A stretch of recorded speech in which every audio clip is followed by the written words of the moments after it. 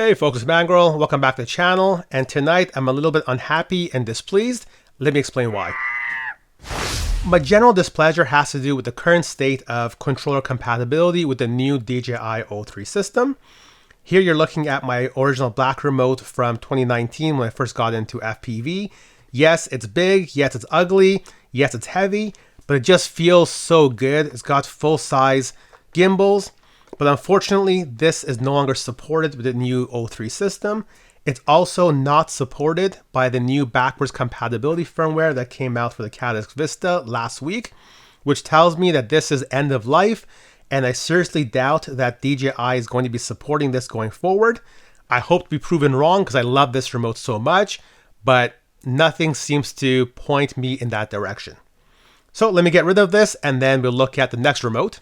Next, we've got the gray remote, and this is more formally known as the FPV Remote Controller 2. So this is the current generation, and this works with all of the current DJI stuff. So it works with the Avata, it works with the O3 system, it also works with the FPV drone. So the big one that people call the Potato, it works with all of those. And this is what I purchased when I got my O3 system, and my intent was to actually use this as my daily flyer instead of that black remote. But I've been having a lot of challenges with this, which is pointing me in a different direction, and we'll talk about that in a second. Next, we've got a TBS Tango 2, and this one here is specifically made for connecting to a DIY quad. So this is a quad that you build yourself, you solder parts together, you install Betaflight on, and so forth. So this is designed to link to a specific receiver. This will not directly work with any of the DJI drones. So if you're trying to hook this up to the Avata, it's not going to work. If you're trying to hook this up to the Potato, it's not going to work. This will work with the O3 system, provided you add in that additional receiver. What I'm going to do here is I'm going to go through some categories that I came up with, similar to what we did when we looked at the Goggles 2 and the Goggles V2, and try to compare these two and give you my thoughts on which one I'm going to move forward with as my daily flyer. First category has to do with size and portability. So here you can see that both of these are very similarly sized. Yes, this one's a little bit smaller, but really not that much of a difference in terms of size. This one feels a little bit heavier than this one does, but very, very, very similar. Next category is quality. And of course, DJI is known for their quality.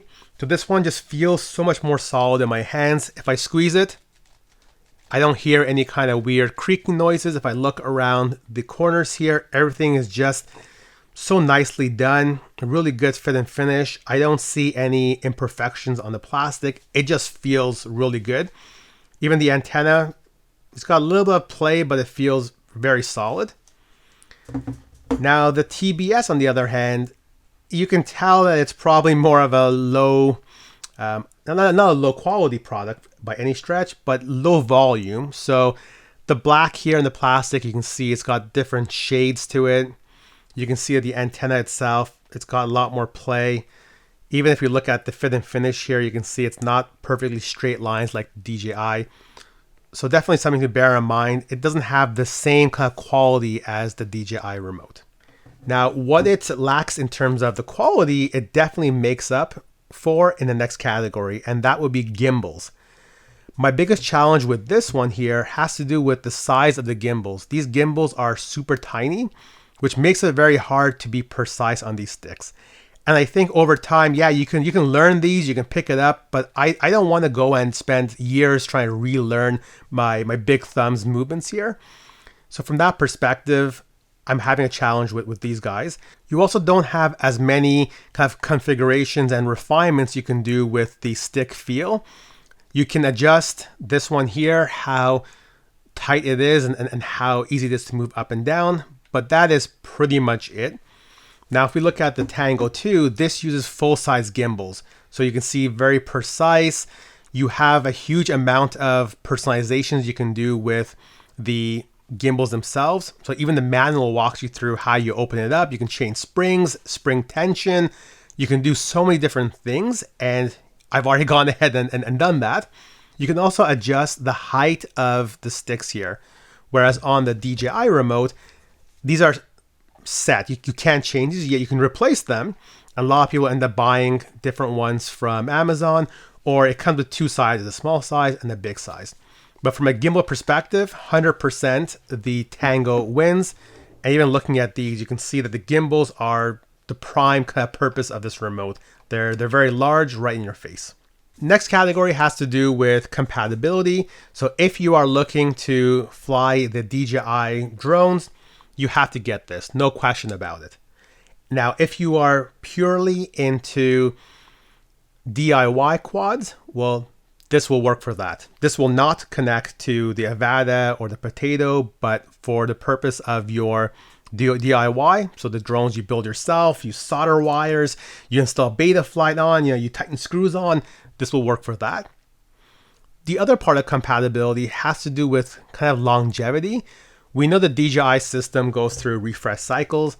So although this works today and this is the latest and greatest, tomorrow or in a year later, 2 years later, there's going to be a Air Unit 5 and Air Unit O4 and all these things. At that point in time, whether this works or not, who knows? Whereas this one, because it's tied to its own receiver, it will always work. And they always come up with updated firmware. From that perspective, this one definitely has more longevity and wins for me as a DIY quad person. This one wins for me. Now for the next category, connectivity, I actually want to do a little bit of a demonstration because this is something I noticed working with both of these remotes. The first one has to do with how the actual receivers of these two get powered. So the receiver for this one here, it's a Crossfire receiver, which is right here.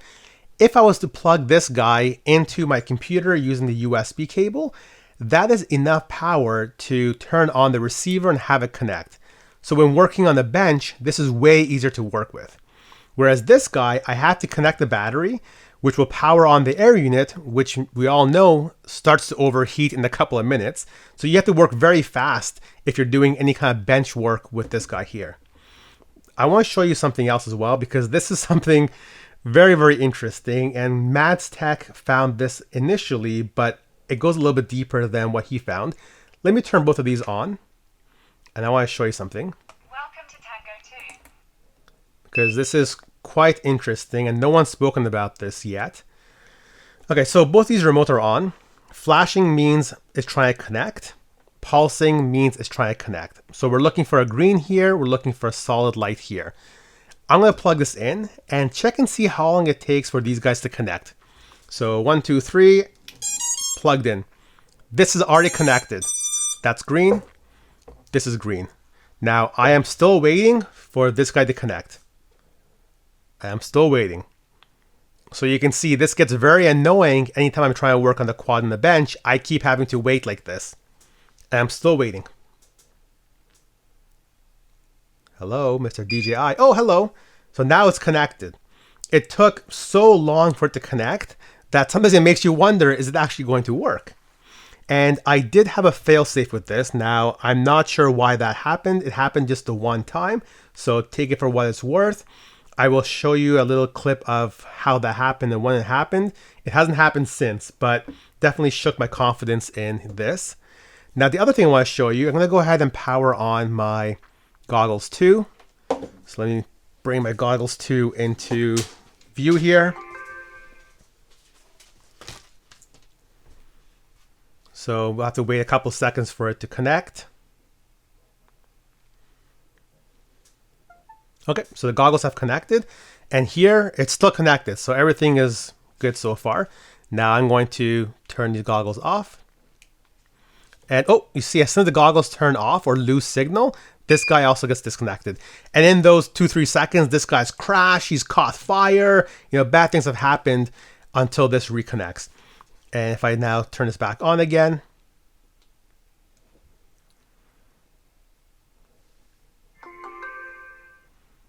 at this point, it'll be fine, but it'll do it all over again. So there's something going on with this whole link, and perhaps it'll be fixed in a subsequent firmware release, but I don't know. And I'm not sure if I want to wait for them to figure all this out. Again, you see, it's disconnected. My next category has to do with the ease of installation. On the DJI side, it's very easy. You plug in the Air unit, you wire it up, you have the one antenna. It's a self-contained unit, which is amazing. That was a big seller in getting me into the DJI system. It just worked, and it just was very easy to plan out your quad setup here. Whereas on this one here, you require a separate module. This is the receiver here. It needs 4 wires, separate antenna, all these things that could fail and also could get damaged, which means you have to maintain. But more importantly, you got to figure out where am I going to put all this stuff? On this 5-inch quad, yeah, that's not too bad. But when you get to the smaller quads, like my 3-inch, it was very difficult to find a space for the antenna, a space for the receiver, and so forth. From the perspective of ease of installation, DJI wins hands down. The last category is price, and this will really depend on your location along with supply and demand when you're trying to make the purchase. Right now here in Canada, these two are exactly the same price. This is the Pro, so of course it's the more expensive one, but they're still almost identically priced. If you get the regular one, it's even cheaper than the DJI Remote. Now, the one thing to bear in mind is for this one, you will require a separate receiver and an antenna for each of your quads. So it starts to add up, but that's made up for by the longevity of the system, which means you can keep using those parts for who knows how long. You could probably use it for 10 years, 20 years. Whereas this guy, it's only as good as the next system and the firmware they provide. So having said all of that, I am going to return this remote to DJI and go ahead and make this my daily flyer. I just can't get used to these gimbals, and the failsafe I had, plus some of the other items we've spoken about, just makes me really not dislike, but question how well this is going to work for me. And you can see I've already started to move all my quads over to the new Crossfire system. I hope this video helped you out if you're going through a similar dilemma as myself. Make sure to like, subscribe, and comment, and stay tuned for some more videos.